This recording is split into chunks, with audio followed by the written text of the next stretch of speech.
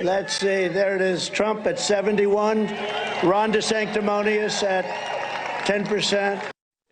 That actually may mean more than it seems. Ron DeSantis is up for re-election tomorrow, but if you take the not-so-hidden messaging out of it, he's knocking a very popular governor from the third biggest state in the country, at least by electoral votes.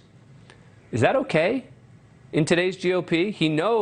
We know, he loves to create nicknames for his opponents. Don't worry about it, little Marco. Jeb Bush is a low-energy person. For him to get things done is hard. In the case of Lion Ted Cruz, Lion Ted lies. Oh, he lies. Little Marco, low-energy Jeb, Lion Ted, they were all fellow Republicans running against Trump in the GOP primary for president. They were Trump's opponents. So rather than just campaigning for DeSantis, Trump appears to be throwing warning signs to him, effectively saying, I've got more grenades where this came from.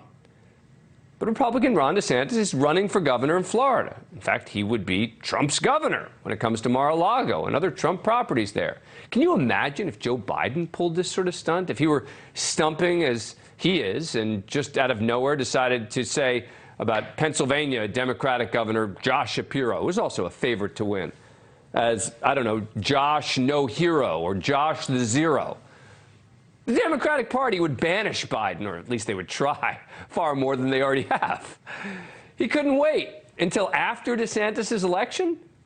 Now, it's true. The next day, he publicly supported DeSantis for governor, but many true red conservatives come out and criticize Trump for the move. Conservative commentator Ben Shapiro tweeting out, reminding everyone, quote, you have no discipline by attacking a top gubernatorial candidate popular with the base 2 days before an election and a week before launching a comeback campaign is an interesting strategy. Conservative commentator and author Matt Walsh, nice job launching your public attack against the most popular conservative governor in America 3 days before the midterms when we're all supposed to be showing a united front. Now, of course, the reality is that Trump is reportedly very close to announcing his candidacy for 2024. And he does not want Ron DeSantis to run against him. But joining us now is the former communications director for the National Republican Congressional Committee, Matt Gorman. He's currently the vice president of Targeted Victory. Matt, thanks for coming on the show. Appreciate it. All right, so what do you make of this? I mean, we talked to a bunch of people who are very close to Trump, have been close to Trump, and they said these nicknames don't just sort of roll off the tongue. These are things he thinks about, he runs by people, he practices. So is this that meaningful, or are we overreading it? No, look, I think he clearly sees DeSantis as a rival.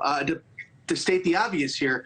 And look, I think he knows, or at least he should know, that this is going to be a cakewalk. I don't think many people are going to defer to him and not run for president. I think if they think they have a shot or they think it's their time, they're just going to jump in. And it's not going to be something that, you know, is some sort of coronation for him. So he might feel little footsteps. I think that's where that came from. But, I mean, the thinking, though, is that DeSantis may run, right? For a while there, it seemed inevitable DeSantis would run. Now we're seeing new reports that say, well, DeSantis may wait until 2028 to run for this very reason, meaning Trump will bloody him up. Trump will attack him. Trump will insult him. Trump will mock him if he runs against him. And DeSantis is, what, 44 years old? I think that the position is maybe he doesn't need that right now. You know, the tough part about that is, though, he'll be 2 years out of the governorship by that point. And look, we all know the story of Chris Christie, right? He passed up in 2012. He was not the same politician in 2016. My advice is not just to Ron DeSantis, it's to anyone. If you feel like you can do the job, run. And again, look, this is not the same type of Trump campaign that was there in 2016. I worked for Jeb Bush. I know it firsthand. Obviously, in 2020, he was unopposed for the nomination as a sitting president. But my advice, no matter who you are, if you believe you have any sort of shot, run, because you never know what 4 years will bring. Thank you for watching. Go to newsnationnow.com to find NewsNation on your cable provider. And don't forget to click the red subscribe button below to get more of NewsNation's fact-driven, unbiased coverage.